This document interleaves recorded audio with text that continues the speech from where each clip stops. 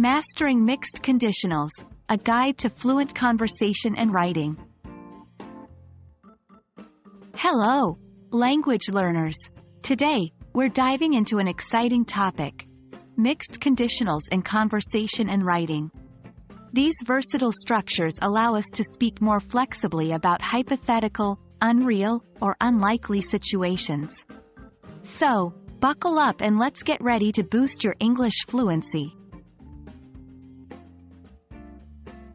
Mixed conditionals, as the name suggests, mix the second and third conditional forms.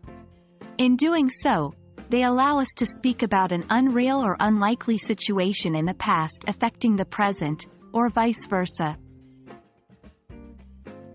The structure generally follows one of these two patterns. 1. If plus past perfect, would plus infinitive. 2. If he had studied harder, he would be a university student now. 3. If plus simple past, would have plus past participle. 4. If I were rich, I would have bought that expensive car. The first structure talks about a past action affecting the present, while the second addresses a present unreal situation and its impact on a past event.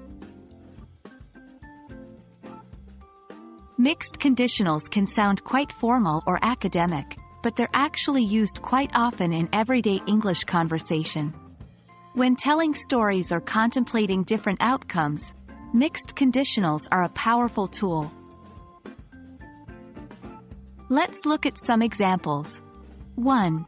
If I had passed my driving test, I would be driving to work. 2. Here, failing a past test, that's already happened and can't be changed, affects the speaker's current situation. 3. If you weren't so careless, you wouldn't have lost your keys. 4. This sentence communicates that someone's general character, being careless, which is an ongoing present situation, has affected a specific past event, losing keys.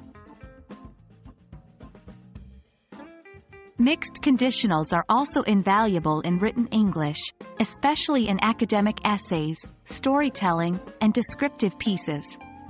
They help us discuss hypothetical scenarios and their potential or imagined outcomes. Here are a couple of examples. 1. If I had been born in the 18th century, I wouldn't have had access to modern technology. 2. This talks about a hypothetical situation in the past, being born in the 18th century, and how it would affect the speaker's life now. 3. If the technology were more advanced, we would have found a solution by now. 4. This sentence considers a hypothetical present situation, having more advanced technology, and imagines how it could have impacted a past outcome, finding a solution. There you have it. I hope this exploration of mixed conditionals has been enlightening. Remember, practice makes perfect. So try to incorporate these into your English conversations and writings. Soon enough, you'll be using mixed conditionals as naturally as a native speaker.